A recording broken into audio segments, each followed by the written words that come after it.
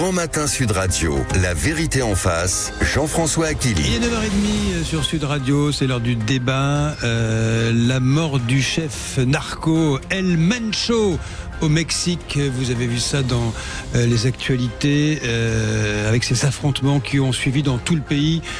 C'est quand même quelque chose d'assez incroyable ce qui se passe au Mexique. On se demandera d'ailleurs dans un instant si ça peut un jour arriver chez nous en France. Mais chez nous, c'est l'explosion de la MDMA. C'est un nom qui désigne, un acronyme, c'est l'ecstasy en fait. La drogue qui secoue Paris, les trafics qui secouent Paris et Mexico en même temps à des degrés divers. Bienvenue à vous, bonjour Stéphane Quéré. Bonjour. Bonjour, vous êtes spécialiste de la criminalité organisée, vous enseignez au CNAM, le Conservatoire National des Arts et Métiers, et nous signalons votre site. J'invite tous ceux qui nous écoutent, qui nous regardent sur YouTube, à aller, vous tapez crimorg.com, crimorg.com, et vous en saurez plus sur cet univers, on va dire effrayant. Nous allons évoquer ça avec vous en deux temps. D'abord le Mexique, puis la France.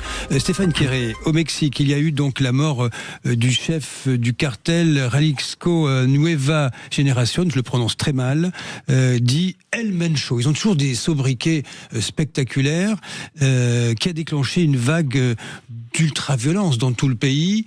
Vous allez nous raconter ce qui se passe, que vous suivez ça de très très près. D'abord, est-il mort ? Parce que voilà, ça vous fait rire. Est-il mort vraiment, ce monsieur ? C'est ça a été ma surprise dimanche soir d'apprendre qu'il était mort. Parce qu'on le pensait en fait mort depuis une dizaine d'années, on l'avait annoncé plusieurs fois, sa mort. Dernière fois, c'était en 2024, où là, on nous avait dit, non mais promis, cette fois-ci, c'est sûr, il est mort. Alors, selon les versions, enterré dans le désert, incinéré, soit par ses amis, soit par les autorités, qui voulaient justement éviter ce genre de réaction épidermique. Bref, on le pensait mort, et là, on le retrouve dans un espèce de cottage plutôt de luxe, dans un secteur très touristique du Mexique. Pourchassé par les forces spéciales. Parce qu'il est en vie en fait, toujours. Il était en vie. Alors il était très discret, contrairement à ses prédécesseurs dans d'autres cartels concurrents. Il était en vie, et voilà. Donc j'ai appris qu'il était en vie, qu'il était mort. Au moins ça c'est fait. Voilà. Donc on ne sait pas il est mort. Ah là, c'est sûr. C'est sûr. Bah oui. Là, c'est clair. Et c'est justement sa mort qui a déclenché une vague d'attaques dans le pays. Qui était ce monsieur de El Mencho, au fait ? C'est un parcours très intéressant, c'est-à-dire qu'il vient d'une famille, on va dire très modeste, voire pauvre, d'agriculteurs. C'est une zone dans l'ouest du Mexique, nord-ouest du Mexique, qui est une zone agricole. On produit beaucoup d'avocats notamment, et cette famille-là, ses parents travaillaient dans les champs d'avocats. Il fait quelques études, c'est-à-dire grosso modo il sait lire, compter et écrire, et puis rapidement il va aider ses parents dans les champs. On pense qu'il a commencé aussi à travailler comme petite main dans d'autres champs d'autres productions locales, savoir le cannabis et le pavot. Et puis, comme beaucoup de Mexicains, on est dans les débuts des années 80, milieu des années 80, il va partir aux États-Unis, à San Francisco, et là, il va être interpellé à plusieurs reprises pour des affaires de stupéfiants, d'armes, de vol. Bref, il va avoir une vie délinquante du côté de la frontière. De l'autre côté de la frontière, et puis finalement, il va être extradé, retour au Mexique, où là, il va assez logiquement, dans un parcours mexicain, passer par les voies de la police locale, et puis il va vraiment s'impliquer dans le trafic de stupéfiants par sa femme venant d'une grande famille, de grands propriétaires du secteur, qui est aussi dans le trafic de stupéfiants. Alors donc, il bâtit cet empire, j'imagine, connecté avec d'autres empires partenaires, notamment d'Amérique du Sud. Alors, est-ce qu'il y a deux activités en réalité ? Il y a la production de stupéfiants et le transit, le transfert de la production des autres. Alors, il y a plus d'activités que ça au Mexique, c'est-à-dire on se focalise évidemment sur le trafic de stupéfiants, mais il y a plein d'autres activités, trafic de migrants, contrebande, détournement de produits pétroliers. C'est une diversification, hein, si on peut Totalement. dire. Oui. Du racket notamment sur l'économie de l'avocat ou du citron vert. Mais voilà. Le Mexique, il y a 3200, si je dis pas de bêtises, kilomètres de frontières avec les États-Unis. Premier pays consommateur de stupéfiants dans le monde. Et puis on a une première région de production dans le monde de cocaïne qui est l'Amérique du Sud, Colombie, Pérou, Bolivie. Donc le but du jeu, c'est de faire passer la cocaïne de Colombie vers les États-Unis. Et au milieu de tout ça, on a le Mexique. Et donc les cartels mexicains vont être chargés de faire ce trafic-là.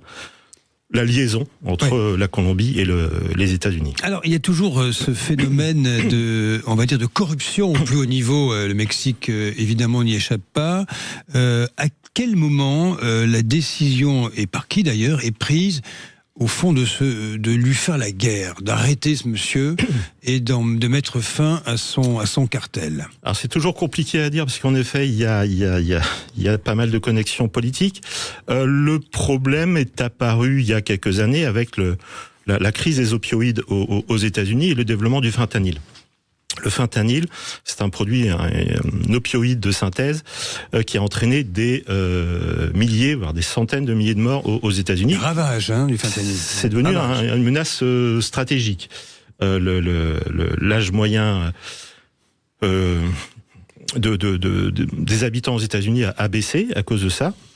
Donc on a perdu beaucoup de personnes. Donc comme d'habitude, les Américains savent le faire. Ils ont déclaré la guerre au fentanyl, surtout depuis l'arrivée de Trump, donc qui a menacé le Mexique. Alors déjà, les relations entre les États-Unis et le Mexique, ça n'a jamais été simple. Parce que l'administration de Trump a désigné le cartel comme terroriste. C'est ça. Il y a un an, en janvier 2025, Trump a décidé que les cartels mexicains en général étaient des organisations terroristes étrangères, ce qui donne le droit de les frapper militairement. Voilà. Donc c'était désigné comme ennemi numéro 1 et les cartels l'ont compris, c'est-à-dire que certains, notamment le cartel de Sinaloa, qui est le grand rival du cartel de Jalisco nouvelle génération, a même décidé et annoncé publiquement qu'ils allaient se retirer du fentanyl par prudence, je pense, et pour éviter la répression, les frappes américaines, y compris militaires. Donc il y a eu une annonce de fait par les cartels en disant non, nous on touche pas au fentanyl. Donc c'est le fentanyl qui a déclenché. Alors il y a une guerre habituelle contre les trafics de stupéfiants et contre les cartels en général, mais là c'était accentué par la personnalité de Trump et deux, par la menace du fentanyl. Ouais. Alors, la présidente du Mexique, c'est une dame, c'est Claudia Sheinbaum. Elle décide d'aller au bout, finalement, en partenariat avec l'administration américaine. Elle lance les hostilités et l'idée d'arrêter El Mencho, pour le traduire en justice, sauf qu'il meurt dans l'opération. C'est ça, il y a une opération qui est lancée, alors visiblement, alors il y a des versions différentes. Il y a plusieurs versions. C'est-à-dire que les Mexicains disent c'est grâce à nous, les Américains disent c'est grâce à nous. Bon, j'allais dire une guerre de communiqués, c'est pas des communiqués, c'est des tweets. Mais voilà, mais en tout cas le bad guy a été tué. Il y a une opération qui a été donc menée contre ce cottage de luxe. Donc il y a des versions différentes, mais il a tenté de s'enfuir, il a été abattu pendant sa fuite, avec l'arrestation ou la mort de plusieurs de ses gardes du corps qui étaient très lourdement armés. Combien pèsent les troupes? Quels sont les effectifs dont dispose El Mencho, enfin feu El Mencho désormais? Alors c'est très difficile à dire. Plusieurs milliers d'hommes. Milliers, des milliers. Oui, et pas du petit personnel, c'est-à-dire qu'ils ont su recruter parmi les forces de police, les militaires, que ce soit au Mexique ou à l'étranger. Ils ont su militariser et professionnaliser leur équipe. C'est une armée. C'est une armée. Oui, c'est une armée parce qu'ils ont maintenant des uniformes, ils ont des blasons, ils ont des armes de guerre qui viennent en grande partie d'ailleurs des États-Unis. Ils ont des véhicules quasiment blindés qu'ils ont transformés en chars. avec du matériel là aussi qui vient des États-Unis, donc ça pose question. Et puis maintenant, ils ont des unités de drones. Il y a eu des attaques de drones contre les forces de police et les forces de l'armée mexicaine. On a des soupçons que certains personnes liées au cartel colombien ou au cartel mexicain se sont rendues en Ukraine et ont appartenu à la Légion étrangère d'Ukraine pour apprendre à manier les drones.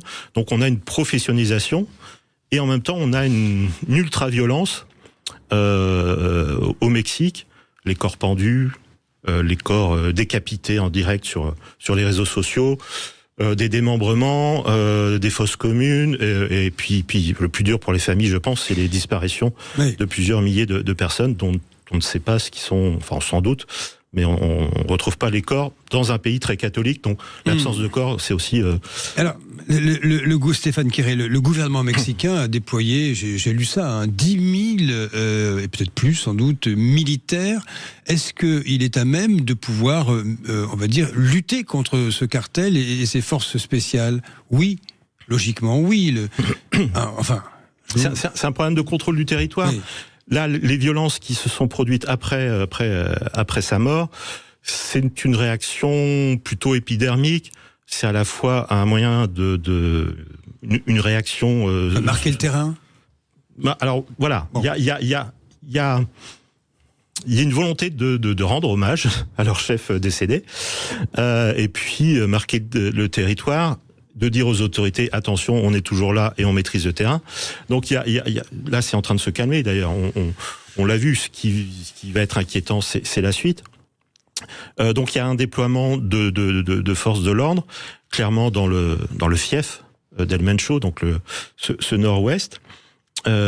Surtout qu'on arrive dans quelques mois à la Coupe du Monde de foot Mais oui. Où il y a des matchs et aux États-Unis et au Mexique, oui. Dans le fief Guadalajara. Qui pose problème. Donc il y a aussi une volonté de démonstration de force de la part de l'État mexicain pour rassurer la FIFA et les touristes en disant venez, on assure le territoire. C'est une destination vacances peut-être, on va dire, momentanément à éviter, le Mexique. Même si c'est peut-être pas à feu et à sang, mais... J'ai vu qu'il y avait des alertes des ministères des Affaires étrangères français, européens, américains et autres. On pense que ça va se calmer parce que justement il y a la Coupe du Monde, ça va rapporter de l'argent, il y a les infrastructures à mettre en place, le tourisme, etc. Ça va rapporter de l'argent et derrière cette économie du foot, eh ben il y a aussi les cartels et l'argent sale à blanchir. Donc on pense que ça va se calmer. On pense aussi qu'il y a sans doute des négociations, des arrangements avec les autorités, soit des États, soit de l'État fédéral, entre cartels et les autorités. Alors Stéphane Quéré, d'un deuxième partie qui arrive, de La Vérité en face, passionnant récit de votre part. Oui, parce que c'est pas évident d'avoir des informations très, on va dire, très recentrées sur ce qui s'est passé ou ce qui se passe toujours au Mexique. Vous allez nous dire dans un instant si au fond ce modèle-là pourrait se décliner à terme chez nous. Vous savez, on parle souvent de la DZ Mafia et autres. Est-ce qu'à terme, ces organisations qui commencent à être tentaculaires chez nous peuvent se militariser d'une façon équivalente? Et surtout, aujourd'hui, où en est la réalité du trafic de stupéfiants chez nous avec l'explosion de la consommation de MDMA? Vous nous appelez si vous voulez réagir aux 826 300 300. Nous sommes toujours avec vous, Stéphane Quéré, spécialiste de la criminalité organisée. Et je redonnerai une fois de plus votre site, crime.org.com. C'est passionnant. À tout de suite, 9h45. Reste avec nous pour la suite de La Vérité en face. Le Grand Matin Sud Radio, La Vérité en face.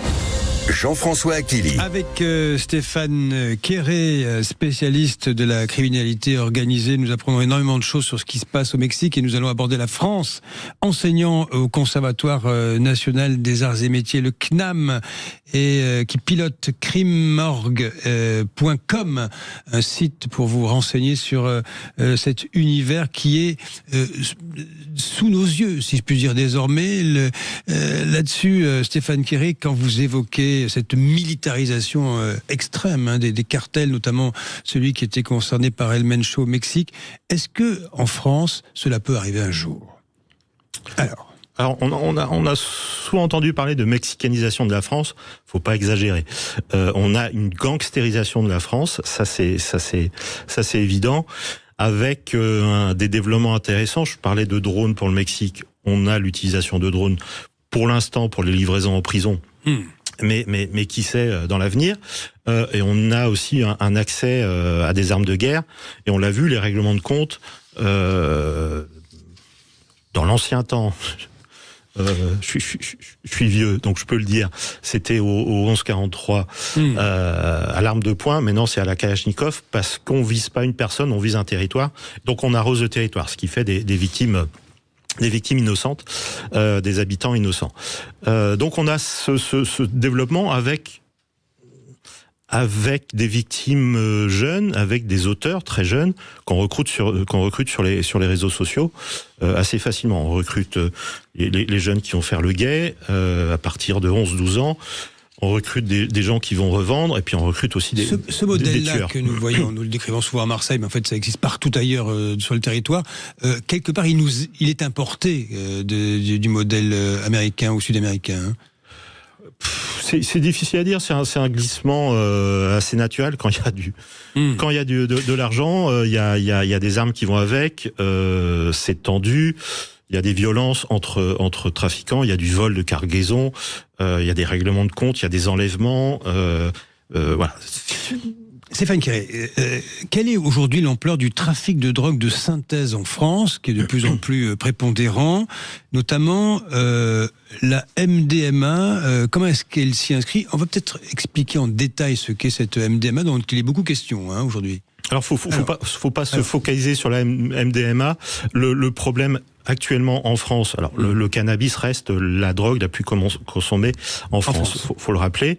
C'est en baisse chez les jeunes. Et les jeunes se tournent en effet vers ces nouveaux produits de synthèse. Comme l'ecstasy, la MDMA, comme la méthamphétamine et d'autres produits qui commencent à arriver en Espagne et en Italie et qui vont, je pense, franchir, comme le nuage de Tchernobyl, ça va franchir les frontières. Notamment la cocaïne rose, qui est pas de la cocaïne, mais qui est rose. Là aussi, c'est intéressant parce que elle est colorée pour attirer le jeune public. Et c'est de la kétamine qui est aussi en augmentation. Ce sont des produits de synthèse, nous sommes d'accord. Hein. Tout à fait, produits de synthèse qui sont relativement faciles à produire, moins chers à produire, ce qui explique que en Europe, on retrouve là aussi avec des chimistes mexicains et colombiens qui viennent chez nous. Voilà, qui viennent en Europe, essentiellement en Espagne, Belgique, Pays-Bas. Mais on rappelle que l'année dernière, il y a quelques mois, on a découvert un laboratoire de production de méthamphétamine dans le Var avec des chimistes mexicains liés au cartel. Donc ça commence à s'implanter parce qu'on a une industrie chimique européenne. On peut avoir un accès facile aux produits, ce qu'on appelle les produits précurseurs, des produits chimiques qui rentrent dans la fabrication. Et puis on est au plus près des consommateurs. Donc, plus besoin d'avoir des milliers ou des centaines de milliers d'hectares de coca. Voilà. Ça tient dans. Il faut des labos. Ça tient dans la pièce ici du studio, contrairement aux champs de coca, aux champs de cannabis, où là c'est évidemment plus étendu. Donc c'est assez facile.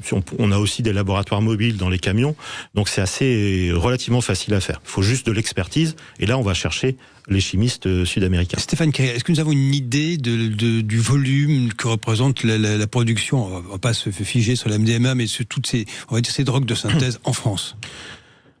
Difficile à dire. En tout cas, j'ai pas les chiffres. C'est des estimations, j'imagine. Voilà, je pourrais pas dire. Il faut pas s'arrêter aux chiffres. Il faut voir les tendances. Ce n'est pas anecdotique. Non, c'est pas anecdotique.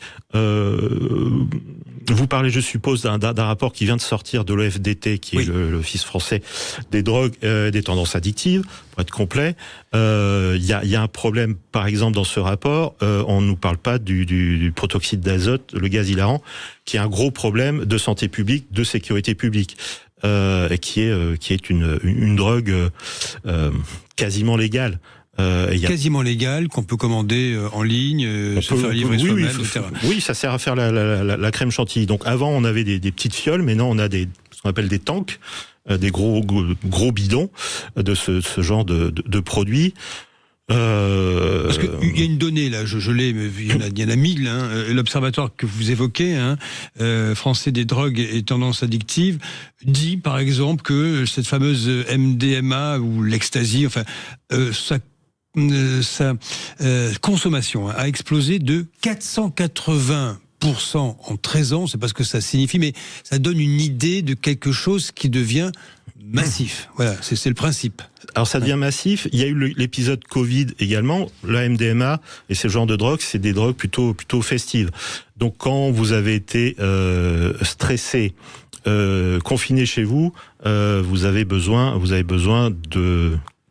Quand vous êtes libéré entre guillemets, vous avez envie de faire la fête avec des enfants, en tout cas des adolescents ou des jeunes qui sont très stressés et qui vont utiliser ce genre de stupéfiants. Oui. Sur les drogues de synthèse, vous diriez que la réponse de l'État est au niveau, nous arrivons aujourd'hui à endiguer, ou bien il y a une forme de submersion qui ne dit pas son nom, et puis quelque part ça devient un problème compliqué, quoi. Le problème, c'est que c'est pas seulement les drogues de synthèse, c'est toutes sortes de drogues. La cocaïne, elle est en surproduction au Colombie, donc il faut bien l'écouler. Le cannabis, on a les productions de résine, et maintenant on a les importations d'herbes de cannabis qu'on produit chez nous et qu'on importe de produits de pays qui ont légalisé le cannabis et qui sont eux aussi en surproduction et qui sont aperçus que ça rapportait plus de vendre ça en Europe, notamment en France. Donc on a une explosion des saisies d'herbes de cannabis, et puis on a les drogues de synthèse qui se répandent avec, je vous dis, des nouveaux produits. Le problème de la répression, c'est que ce sont des produits chimiques, donc ils changent constamment la composition. Donc il faut courir après. C'est très compliqué. Donc l'Europe fait des efforts et ils essayent de contrôler les produits précurseurs, donc les produits chimiques qui arrivent essentiellement d'Inde et de Chine. Ce n'est pas un combat perdu. Nous pouvons lutter efficacement contre ces trafics. J'espère que c'est pas perdu, sinon je serais pas là avec vous. Je me serais pendu. Non, c'est pas un combat perdu, mais faut avancer. Là, on a eu le rapport sénatorial sur le narcotrafic, qui a fait avancer les choses, qui a fait bouger les lignes. Voilà, on a eu un bond en avant assez important. Loi sur les repentis, notamment confiscation des biens. Ça leur fait très mal, ils aiment pas qu'on leur saisisse leur voiture, ça va, leurs immeubles, c'est plus compliqué. Donc il y a des efforts qui sont faits, on avance. Je pense qu'il y a une prise de conscience aussi en France du phénomène, c'est-à-dire que quand les juges Falcon et Borsellino en 1992 se font exploser en plein Palerme, en France on s'est dit bon, ok, Bucélis d'Alien, ça compte pas. Quand la princesse des Pays-Bas se fait menacer de mort, quand la ministre de la Justice ou de l'Intérieur belge et néerlandais se font menacer de mort, là on a peut-être une interrogation du côté français en se disant ça arrive à nos cousins, à nos frères néerlandais ou belges, qui sont comme nous entre guillemets et pas comme les Italiens qui sont des gens bizarres. Là on a une prise de conscience de la menace. Ouais. En tous les cas, cette menace est bien réelle, elle grandit dans ce pays, c'est ce que vous nous dites ce matin. Merci à vous Stéphane Quéré. C'est pas encore le Mexique, mais non, pas encore. Mais attention de ne pas laisser libre cours à tous ces trafics parce que nous pourrions aller vers quelque chose de beaucoup plus grave, même si la situation est quand même très tendue aujourd'hui. Merci Stéphane Quéré, je rappelle votre site crime.org.com. Je rappelle que vous êtes spécialiste de la criminalité organisée et enseignant au Conservatoire national des arts et métiers. Merci à vous et bonjour Valérie Expert. Bonjour Jean-François Aquili. Sur quoi nous mettons-nous d'accord si on y arrive? Si on y arrive, parfois on y arrive, vers un durcissement des ruptures conventionnelles. On va en parler. C'est vrai que ce système, quand on veut se séparer plus ou moins à l'amiable, on signe une rupture conventionnelle et le système a été un petit peu dévoyé. Donc il est question de durcir les règles.